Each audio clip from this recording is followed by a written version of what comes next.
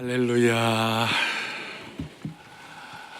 참 우리의 생명 되시고 소망 되시는 주님 앞에 그 거룩하심을 찬양하고 영광을 올려드립니다.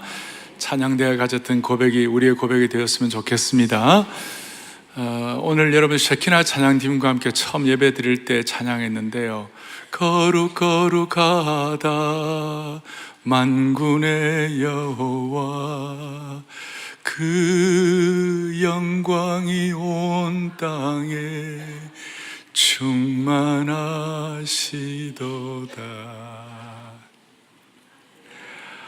저는 오늘 그 앞 예배 이걸 하는데요, 이 가사에 그냥 제가 마음에 녹아버렸어요. 우리 같이 미천한 인생이 창조주 하나님의 거룩성을 이렇게 경배할 수 있다는 것이 너무 감사해요. 한번 해보시겠어요? 거룩하다 만군의 여호와,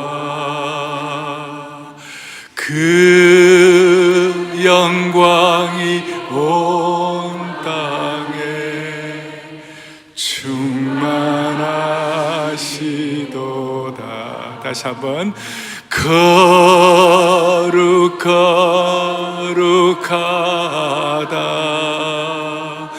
만군의 여호와, 그 영광이 온 땅에 충만하시도다. 아멘. 설교 그만하고 이거 계속 할까요? 한 번 더 거룩하다. 찬양대 뜻을 떼봐요. 거룩하다. 시작. 거룩하다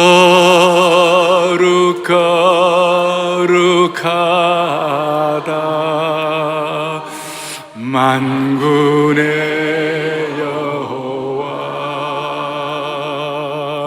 그 영광이 온 땅에 충만하시도다.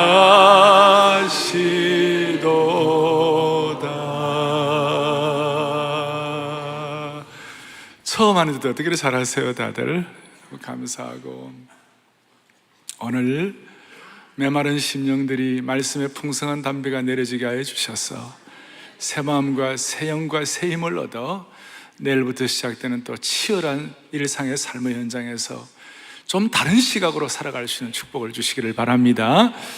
저는 지금 계속 다윗 시리즈, 내 인생의 소중한 시기를 다윗과 함께 다윗 시리즈 8번째 오늘 사무엘서 강해를 하고 있습니다.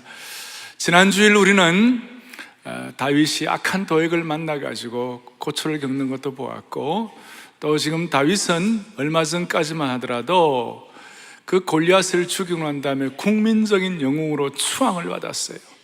그렇게 추앙을 받던 다윗이 사울왕의 질투와 사울왕의 공격 앞에 도망을 가는데 도망갈 데가 없었어요. 이스라엘 왕국에서는 도망갈 데가 없어요. 나중에 사울이 3,000명의 추적대를 조직해가지고 막 쫓아오는데 어떻게 할 길이 없는 거예요.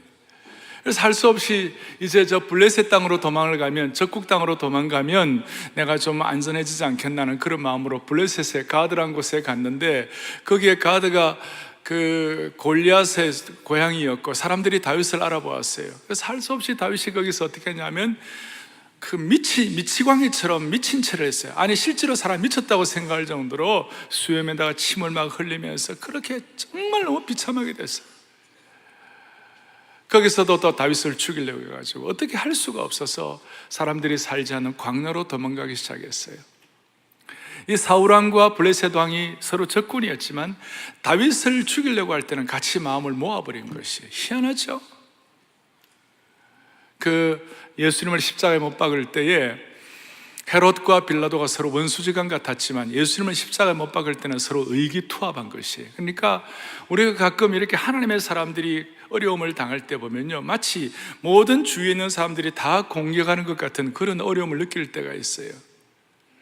다윗은 지금 왕이 되려고 하는 사람이었고 왕으로서의 어떤 기름 부음이 있었던 사람이지만 오늘 이 순간 이 순간은 가장 비참한 상황이고 가장 어려운 처지가 되었어요. 그래서 갈 데가 없어가지고 할 수 없이 광야 가운데서도 어떻게 없나 하면서 어떤 굴 속에 들어갔어요. 그 굴 이름이 1절에 보니까 그러므로 다윗이 그곳을 떠나 어디로 도망했다고 그랬어요? 아둘람 굴로 도망했어요. 이 굴이란 것, 당시 유대민족의 굴이라는 것은 두 가지인데, 하나는 시체를 넣는 것이 굴이었어요. 이스라엘 백성들은 그 당시에 고대 근동살 우리처럼 이렇게 그 땅을 파고 이렇게 묘지를 만드는 것이 아니라 굴 속에다가 이렇게 시체를 넣었어요. 시체가 있는 곳이고, 또 하나는 급한 사람들이 피하는 장소였어요. 다윗이 너무 인생이 지금 생명이 경각간에 달리고 삶의 위기가 왔기 때문에 어떻게 할 수가 없어서 아둘람 굴에 도망을 갔습니다. 그리고 다윗이 아둘람 굴에 도망갔다는 소식을 듣고 2절에 보니까 사람들이 막 찾아왔어요. 정치적 피해자들뿐만 아니라 어떤 사람들이 찾아왔냐면 그 아둘람 굴에 2절에 어떻게 환난당한 모든 자와, 그냥 환난당한 정도가 아니에요. 환난당한 한두 명의 모든 자와, 그 다음에 빚진 모든 자와 마음이 원통한 자가 다 그에게로 모였다 그랬어요. 사울 왕국 치하에 사울의 정치적 박해를 받고 도저히 살아갈 수 없는 답답한 마음의 심정을 가지고 고통당한 자들이 모였는데, 그 모인 사람들이 몇 명쯤 됐어요? 400명쯤 돼요. 400명. 다윗이 어떻게 할 길이 없어서 남은 유일한 도망갈 피난처가 동굴에 있는 것이었고, 동굴에서 엎드려 있었어요. 그리고 그 400명이 요즘식으로 말하면 그 사회의 중심부에서 탈락한 변두리 인생들이었어요. 그 사회에서 거절당하고 실패당하고 소외되었고, 오늘날로 말하면 멸시받는 민초들이었어요. 이 아둘람 400명과 함께 다윗의 생애에 아둘람 굴의 시기는 사회적으로 정치적으로 볼 때는 가장 낮아지고 가장 비참한 상황이 된 것이, 왕이 될 사람이 범법자가 되어서 도망자가 되어서 동굴 속에 숨은 것입니다. 참 놀라운 것은 이 상황 가운데 오늘 여러분들이 봉독한 시편 142편, 다윗이 굴에 있을 때 지은 그런 시였고, 하나님 앞에 정말 애통한 마음으로 통절한 심정으로 하나님께 외치는 시가 142편이고, 또 하나 시편 57편에 다윗이 사울에게 쫓겨 굴에 있을 때 지은 시, 그 두 시편이 오늘 아둘람 굴, 또 굴 속에서 가졌던 다윗의 신앙 고백을 시편을 통하여 확인하고 있습니다. 자, 여기에 이제 중요한 것 하나가 있습니다. 그것이 뭐냐?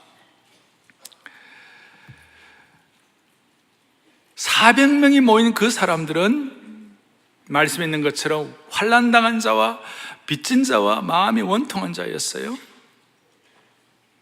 이 사람들이 한을 품고 원통한 사람들이 모인 거에 마치 이게 그냥 자칫 잘못하면 중국 수호제에 나오는 양산박에 모인 사람이라든지, 아니면 로빈 후드의 시어우드 숲에 있는 사람들이라든지, 홍길동의 활빈당 같은 그런 도적의 무리, 어떤 하나의 한을 가진 어떤 그런 군중으로 전락할 수가 있는데, 무슨 일이 일어났는지 이 아둘람 굴에서 있었던 이 사람들이 나중에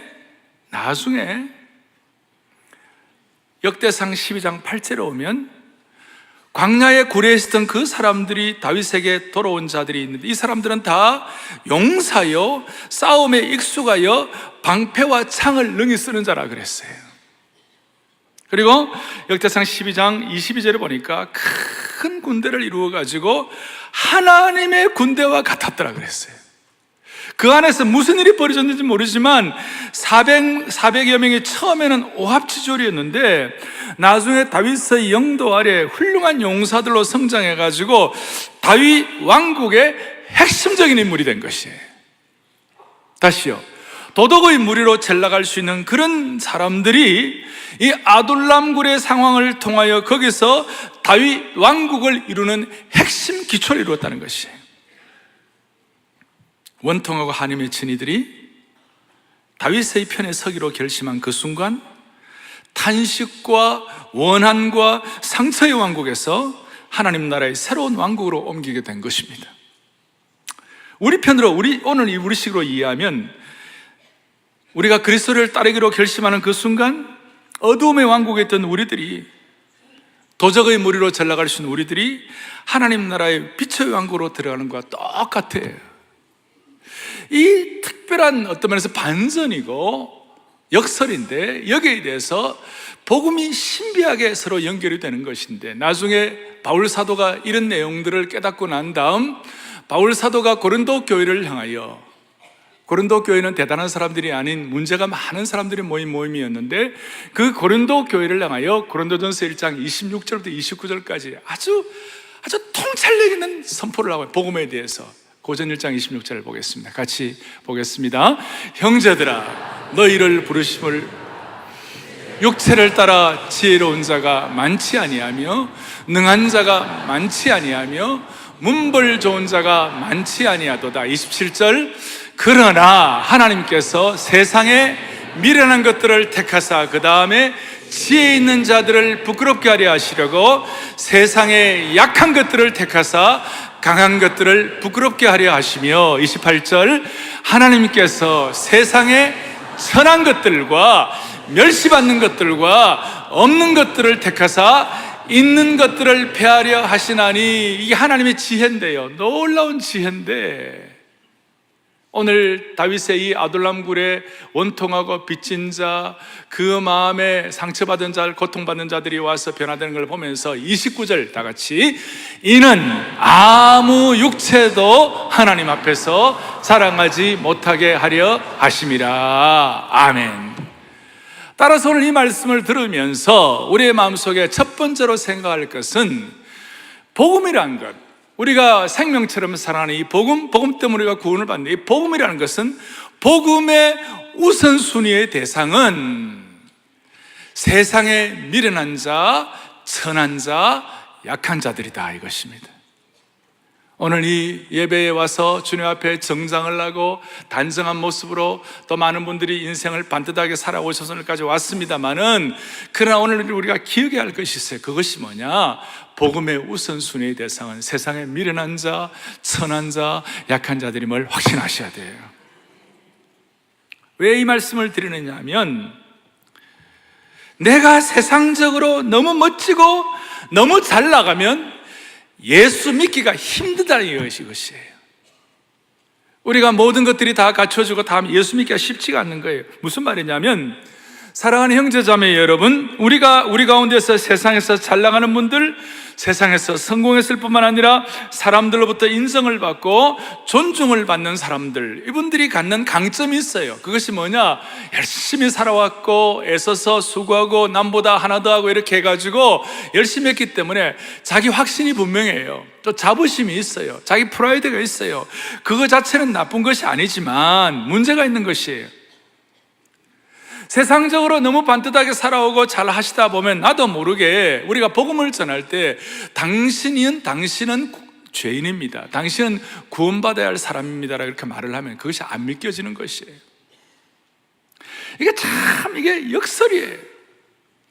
당신은 죄인이며 당신이 구원이 필요하다. 아니, 내가 법 없이도 살 사람이며 다른 사람의 피해를 주지 않고 살아왔는 나에게 무슨 당신이 죄인이며 당신이 구원이 필요하다, 이런 내용들은 견디기 어려운 내용이에요.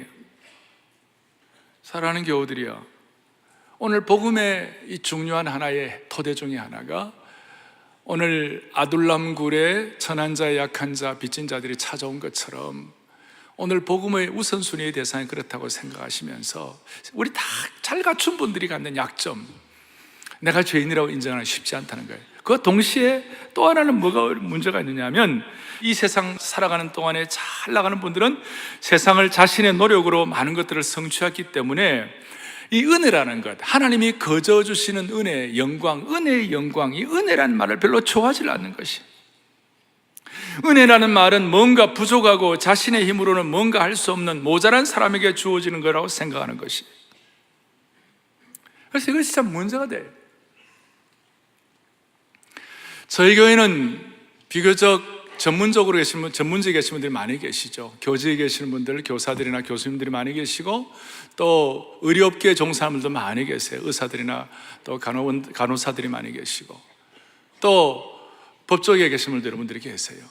나름대로 세상을 반듯하게 살아오신 분들이에요. 근데 그렇게 사시는 분들이 오늘 아둘람 굴에서 이 천한자 멸시받는 민초들이 하나님 나라와 다윗 왕국의 영광스러운 하나님의 군대가 되었다는 것들을 이해하기가 쉽지가 않아요. 오늘 비록 우리의 삶에 하나님의 은혜를 많이 주셔서 영적으로 복음을 깊이 깨달을 수 있는 어떤 그런 환경이 아니고 모든 것이 다 반듯한 분들은 오늘 하나님께서 영안을 열어주시기를 바라는 것이에요. 한번 생각을 해보세요. 많은 것들이 갖춰지고 지위가 있고 명예가 있고 권력이 있고 인기가 있고 영향력이 있고 다 좋은데 왜 예수를 믿겠어요? 다 갖춰진데 왜 예수를 믿겠느냐고요. 오늘 아둘람 굴에는 누가 오는 거예요? 가난한 자, 그 다음에 빈한 자, 천한 자, 원통한 자, 통절한 자들이 오는 것이에요. 사울 왕국 치하에서 왕궁에서 사울의 혜택을 받고 모든 것이 잘 나가면 왜 아둘람 굴에 옵니까? 그 사람들은 안 오는 것이에요. 이 세상에서의 안녕과 평안과 세상의 즐거움과 쾌락과 명예가 너무 좋은데 다 갖추었는데 왜 예수를 믿겠느냐고요.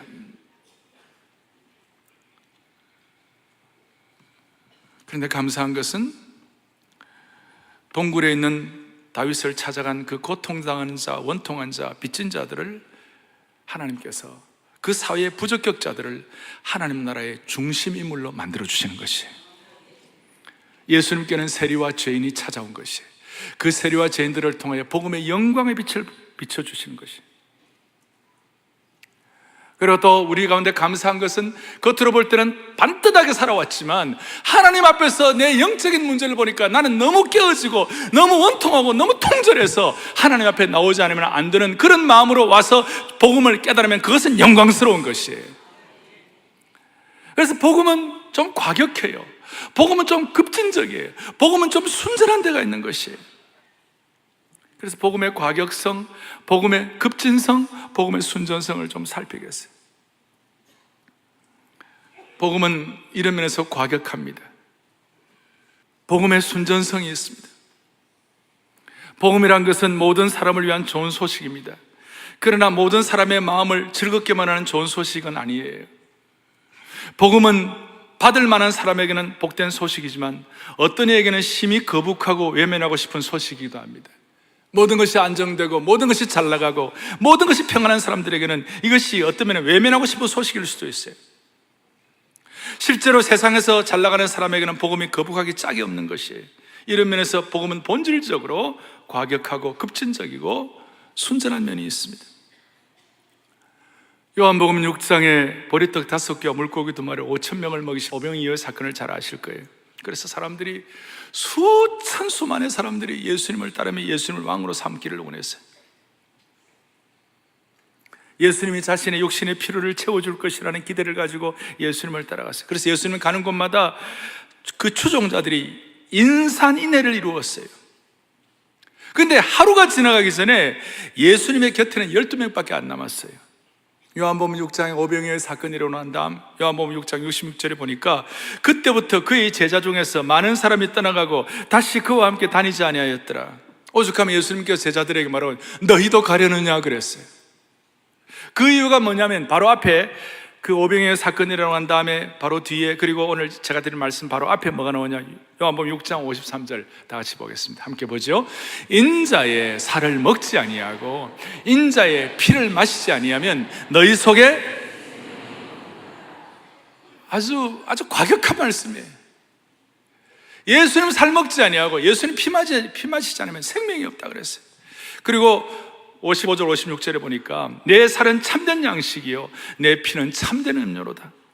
내 살을 먹고 내 피를 마시는 자는 내 안에 거하고 나도 그의 안에 거하나니. 이해가 안 되는 말씀이에요. 사랑하는 교우들이여, 복음은 예수님의 살을 먹고 예수님의 피를 마시는 것이에요. 이 청중들이, 그 당시의 청중들은 이 과격한 말씀을 받을 수가 없었어요.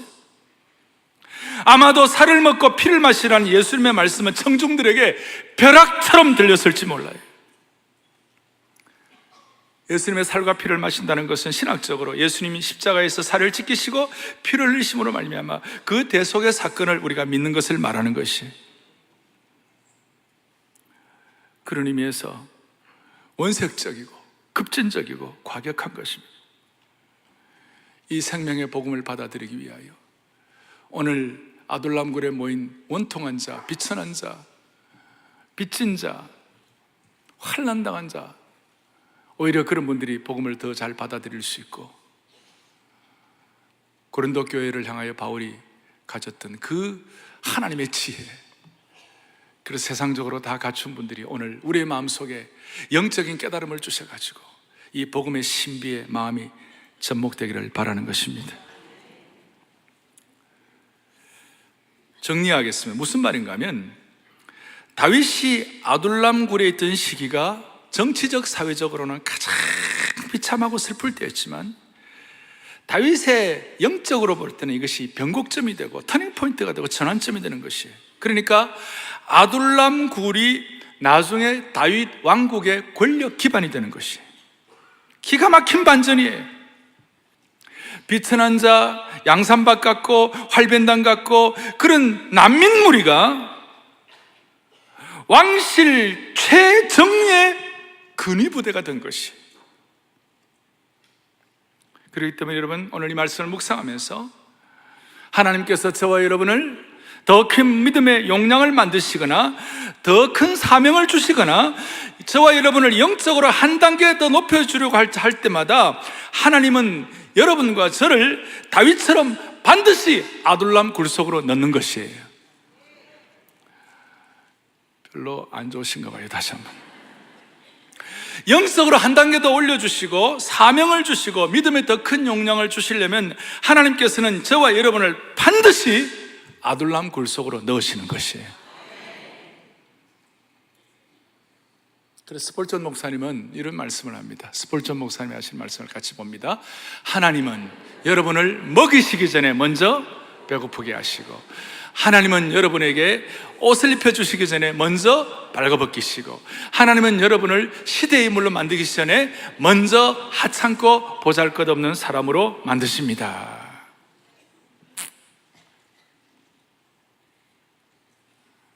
아둘람굴은 다윗에게 있어서는 왕의 보호자로 가는 길의 필수 코스였어요. 다윗은 왕이 될 사람이었지만 동굴의 길을 통하여, 아둘람의 굴의 길을 통하여 왕좌로 올라갈 수 있었습니다. 하나님께서는 다윗을 예수 그리스도의 언약의 계보로 삼기 위하여 아둘람굴의 과정을 거치게 하신 것입니다. 이것은 단순히 예수 믿는 사람의 고난이 있다, 그 정도가 아니에요. 그보다 더 깊은 무언가가 있는 것이에요. 이것이 하나님의 복음적 방식이에요. 비참한 아둘람의 환경이 하나님의 왕국의 토대가 되는 역사의 반전은 오늘 우리 한국의 역사에도 동일하게 접목이 될 수가 있는 것입니다. 일제 36년도 일본의 식민지 치하 36년은 우리 민족으로 보면 통으로 우리 민족 전체가 거대한 아둘람 동굴에 들어간 것이에요. 그 동굴에 들어가서 오히려 그 가운데 기도하고 메어 달릴 때 무슨 일이 벌어졌는가? 아둘람의 비참한 상황 속에서 한국 기독교가 부흥하게 된 것입니다. 6.25 남침, 우리 6.25 전쟁은 완전한 통으로 폐허의 아둘람굴이었어요. 그런데 그 폐허의 아둘람굴을 통하여 대한민국의 경제 부흥의 열망이 불러일으켜지고 집중력을 갖게 하셨습니다. 저는 지금 그렇게 생각해요. 지금 북한의 핵위협이라든지 안보적 위기, 심지어 프랑스가 평창에 올까 지금 걱정하고 있다라는 그런 말이 들리니 이 상황이 우리에게는 영적 아둘람굴이 되게 하여 주셔서 이 민족의 세판차기가 일어나기를 바라는 것입니다. 역사적 통찰력인 것이에요. 제가 굴은 죽음과 도망가는 곳이라고 그랬어요. 그래서 한국 사람들, 예수 믿는 분들은 강남의 굴 속에 많이 가요. 어디냐? 지하 룸살롱 굴에 많이 들어가요. 거기 가가지고 좀 취하라 마시라 그래가지고 한번 또 일시적인 도피 방법으로 근데 강남에 최고의 굴이 있어요. 안아주심의 굴이 있어요. 세계에서 제일 큰 카타콤이에요. 여기가 최고의 아둘람 굴이에요. 여기에 너무 신비한 것이 있는 것이, 약한 자, 미련한 자, 세상으로 볼 때는 천한 자, 세상으로 볼 때는 아무것도 아닌 자를 하나님 나라를 위하여 선을 이루시고, 강한 자를, 약한 자가 강국이 되게 하시고, 이게 여기 영적 최고의 아둘람 굴이에요. 이게 아둘람 굴의 아이러니예요.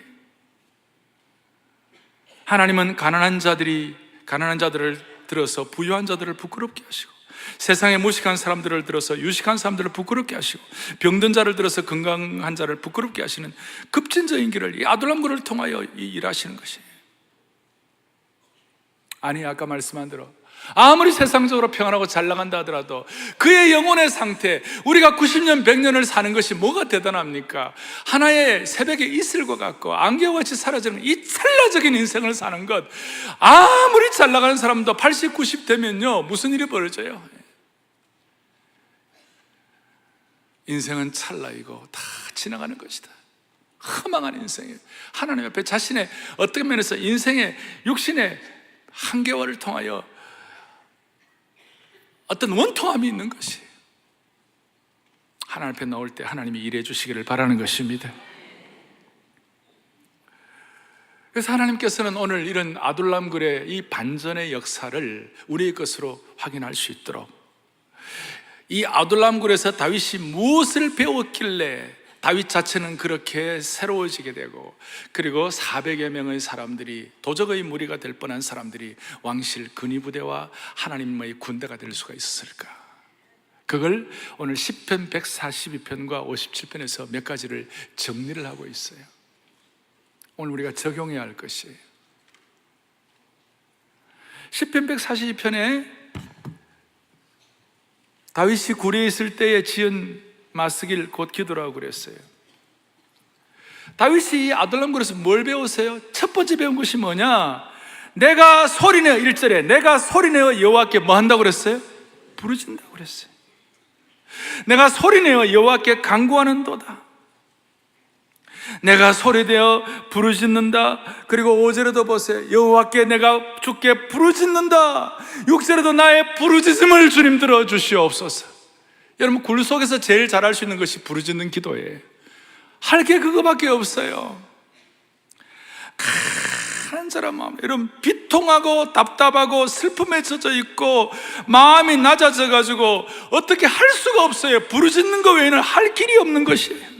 부르짖는 이유가 뭐예요? 3절에 보니까 올무를 숨기고 다윗을 잡으려는 정탐꾼들이 있고, 그 다음에 그 주위에 보니까 나를 앞뒤 좌우를 살펴보니까 아무도 기댈 데가 없고, 4절에 피난처도 없다고, 또 4절 뒤에 보니까 영혼을 돌보는 보호자도 아무것도 없는 거예요. 그러니까 어떻게 할 수가 없어요. 부르짖는 것 외에는 다른 길이 없었어요. 사랑하는 여러분, 이렇게 말할 수 있어요. 아둘람굴에서의 부르짖는 기도가 다윗 왕국의 기초가 된 것이에요. 다시요, 다윗 왕국의 기초는 부르짖는 기도를 통하여 아둘람굴에서 형성이 된 것이에요. 다윗과 반대로 다윗의 왕위를 계승한 사람이 솔로몬 왕입니다. 솔로몬은 잘 유복하게 태어나서 잘 자라고 잘 평안했어요. 그런데 솔로몬은 부르짖는 기도를 배울 수가 없었어요. 솔로몬에게는 아둘람굴이 없었어요. 그러니까 솔로몬의 말로가 좋지가 않아요. 사랑하는 교우들이여, 우리의 삶과 환경이 아둘람굴같이 어려운 상황이라 할지라도 이곳에서 우리가 하나님 앞에 부르짖는 기도를 하기만 하면 하나님은 우리의 역사를 반전시켜 주시는 것입니다. 난민의 무리가 하나님 나라의 왕실 근위대가 되는 것을 허락해 주시는 것이에요. 요즘 우리 교회 토빗의 토요비전 새벽 예배에 기도에 불이 붙었어요. 어제는 제가 사랑의 교회 부임하고 한 14년째 거의 뭐 공식적으로는 별로 없었던 일을 하나 했어요. 그것이 뭐냐면 주여 삼창하자고 그랬어요.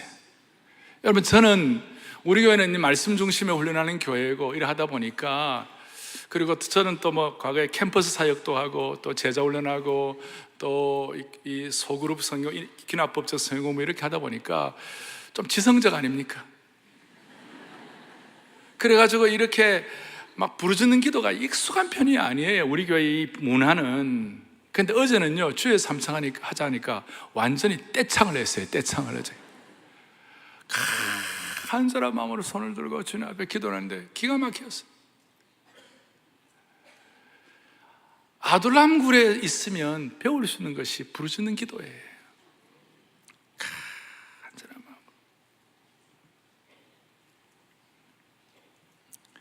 그래서 아둘람 굴의 고통이 다윗 왕국의 영광이 되기 위하여 부르짖는 기도가 필요한 것이, 이런 부르짖는 기도를 통하여 거룩한 능력을 가지고 무능력을 극복하고 영적 전투력을 회복하고 신앙의 정결성을 확보하기를 바라는 것입니다. 또 하나, 다윗은 아둘람 굴에서 영적인 홀로서기, 영적인 독립을 배웠어요. 혼자 사는 법을 배웠어요. 4절에 오른쪽을 살펴보소서, 나를 아는 이도 없고 나의 피난처도 없고 내 영혼을 돌보는 이가 없다. 앞뒤 좌우를 살펴봐도 아무도 없다는 것이, 어떻게 할 수가 없어요. 만날 사람도 없고 갈 데가 없는 것이. 왜 만날 사람이 없겠어요? 왜 갈 데가 없겠어요? 우리 뭐 만날 사람 많고 갈 데 많지만 정말 아둘람굴의 고통의 그 현장에 들어가면요, 만날 사람이 없고 오른쪽을 보아도 왼쪽을 보아도 사람이 없는 것이. 근데 그 가운데서 다윗이 깨달은 진리가 뭐냐? 5절에 놀라운 말씀이 있죠. 5절에 여호와여, 내가 주께 부르짖어 말하기를 주는 나의 피난처시요 살아있는 사람들의 땅에서 나의 분기시시라 하였나이다. 그랬어요. 이 살아있는 사람들의 땅에서 나의 분기시란 말은 옛날 개혁판에서는 좀 더 와닿는 실감 있는 표현이 있어요. 뭐냐면 내 생존 세계의 분기시다 그랬어요. 내가 살아있는 삶을, 내가 인생을 살아가는 동안에 이런 아둘람굴의 기도를 통하여 주님 앞에 메어 달릴 때에 주님만이 내 전부다, 그 말이에요. 영적인 홀로서기, 영적인 독립이에요. 현대의 성경으로 보면 생존 세계의 분깃이 뭐냐면 이 세상에서 필요로 하는 전체가 되신다, 그 말이에요. 주님은 내가 이 세상에 살아가는 동안에 삶의 전부가 되신다, 그 말이에요. 주님만이 내 비전이고 주님만이 나의 모든 것이 된다, 그 말이에요. 이것이 아둘람굴에서 다윗이 깨달았고 이것을 같이 훈련한 것이에요.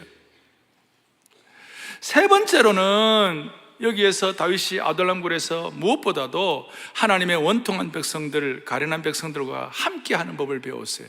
여기서 제대로 된 공동체가 형성이 된 것이에요. 400명과 함께 영적 공동체를 이룬 것이에요. 빚진 자와 마음이 원통한 자가 다 함께 모여가지고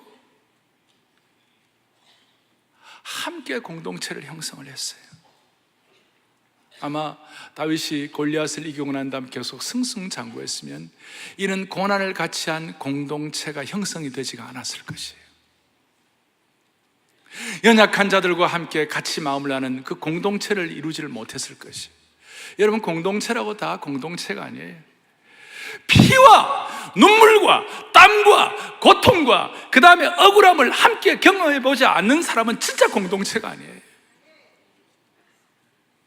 오늘 공동체를 얘기할 때 우리는 사랑의 교회라는 공동체를 말할 수가 있습니다. 동시에 여러분, 가정도 마찬가지예요. 부부 사이도 마찬가지예요. 진짜 팀워크는 피와 눈물과 억울함과 원통함을 같이 경험한 사람들이 하나님의 공동체가 되는 것이에요. 아둘람굴의 고난을 이겨낸 공동체는 피와 땀과 눈물로 맺어져 있기 때문에 절대로 쉽게 넘어가거나 파괴되지 않는 것입니다. 동지의 전후의 형제로 뭉쳐있기 때문에, 아둘람굴의 어두운 고난의 터널을 함께 지나왔기 때문에 절대로 쉽게 파괴되지 않는 것이에요. 웬만한 어려움은 이겨낼 수가 있도록 축복해 주시는 것이에요. 역경지수를 높이고 고난을 함께 이긴 체험을 가진 공동체는 강력하게 되는 것입니다. 그 강력함을 가지고 하나님 나라의 다윗 왕국의 역사를 새롭게 써가는 것입니다. 오늘 사랑하는 교우들이여, 사랑의 교회라는 이 공동체를 통하여 땀과 눈물과 원통함과 안타깝고 고통당한 모든 것들을 이겨낸 이 공동체를 통하여 하나님이 일하시기를 바랍니다. 여러분들은 언제 하나님 앞에 부르짖는 기도를 해보셨어요? 이게 토로한다고 그랬어요. 언제 하나님 앞에 내 심령을 토하는 기도를 해보셨어요? 마치 피를 흘리며 부르짖는 것 같은 기도를 언제 해보셨어요? 하나님께서 오늘 우리가 드리는 기도를 받아주시고 이 자리가 아둘람굴의 영광을 회복함으로 말미암아 이 민족을 살리고 가정을 살리고 교회를 살리고 이 시대에 원통하고 고통당하고 난민처럼 되어 있던 그분들을 하나님 왕국의 기초가 될 수 있도록 세상을 변화시키는 은총의 통로가 되기를 간절히 소망합니다.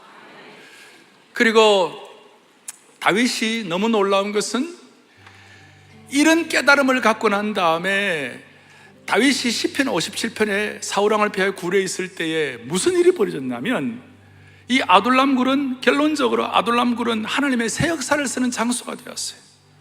새 역사를 썼어요.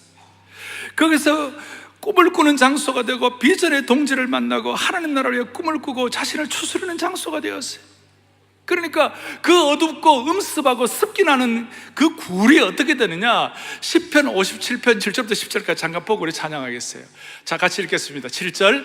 하나님이여 내 마음이 확정되었고 내 마음이 확정되었사오니 내가 노래하고 내가 찬송하리이다. 아멘. 8절.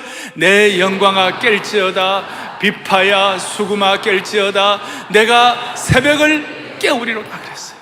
이거 그냥 하는 말씀에 이 굴 속에서 고통당할 때 부르짖는 찬양이고 기도의 점을 9절 10절 함께요. 주여 내가 만민 중에서 주께 감사하오며 문나라 중에서 주를 찬송하리이다. 무릇 주의 인자는 커서 하늘에 미치고 주의 진리는 궁창에 이르나이다. 아멘. 아둘람 굴은 하나님의 새 역사를 쓰는 장소, 그 음습하고도 어둡고도 그 비참한 장소가 온 세상을 품고 온 세계를 향하여 가슴을 품고, 여러분 말이나 됩니까? 상상할 수 없는 일들이 벌어졌습니다. 사랑의 교회 교우들이 이 영적인 아둘람굴이라고 할 수 있는 이 본당에 들어올 때마다 세계를 품는 역사가 일어나기를 바랍니다. 여러분 우리가 살면 얼마나 살겠어요? 먹으면 얼마나 먹겠어요? 우리가 살아가는 동안 하나님이 주시는 온 세상을 품고 주님의 심정을 펼치는 그런 축복이 있다면 그 자체가 우리의 영적 성공의 길을 가도록 만들어 주시는 것이에요. 같이 우리 찬양하면서 나의 하나님 구원의 뿌리시오 나의 산성이라 같이 우리 찬양합니다. 나의 하나님 다윗의 심정을 가지고 아둘람굴에서 주님을 부르짖는 마음으로 구원의 뿌리시오 구원 나의 산성이라 나의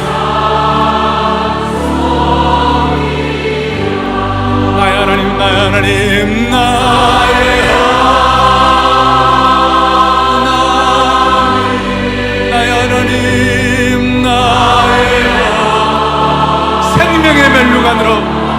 생명의 멜류관으로 내게 씌워주옵소서. 생명의 멜류관으로 내게 씌우소서. 나의 하나님 복음의 멜류관으로, 원색적인 복음의 나의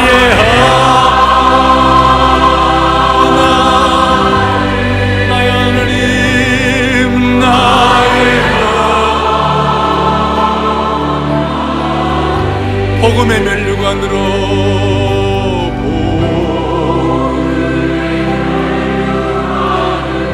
순전한 복음의 멜류관 내게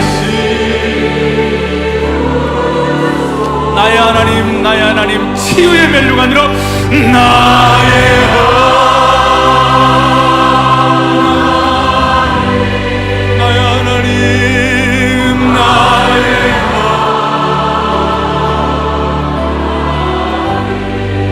멜류관으로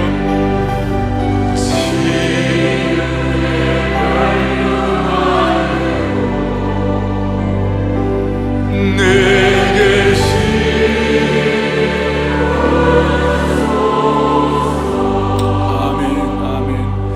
가슴에 손을 얹겠습니다. 제가 기도하겠습니다. 살아계신 하나님 아버지, 오늘 이 자리까지 우리를 불러주신 주님을 찬양합니다. 우리의 부족함에도 불구하고 우리를 꺾지 않으시고 인도하신 주님을 찬양합니다. 오늘 아둘람굴에서 피를 토하듯이 절규하고 부르짖는 다윗을 통하여 하나님의 심정을 깨닫게 하심을 감사합니다. 고통의 아둘람굴이 하나님의 왕국의 초석이 되었듯이 우리 성도들의 수많은 안타까운 환경들이 부르짖는 기도, 영적인 홀로서기, 믿음의 동지들과 공동체를 확인하는 시간 되게 하여 주시옵소서. 지난 시간 우리 함께 고난의 터널을 지난 우리 교회 모든 영적인 동지들을 주님 기억합니다. 땀과 눈물과 그리스도의 피로 맺어진 이 공동체인 우리 교회를 하나님께서 마음껏 사용해 주시옵시고 가정을 사용하여 주시옵소서. 우리의 생명이시고 우리의 기도를 들으시는 우리 주 예수 그리스도를 받들어 간절히 기도 올리옵나이다. 아멘.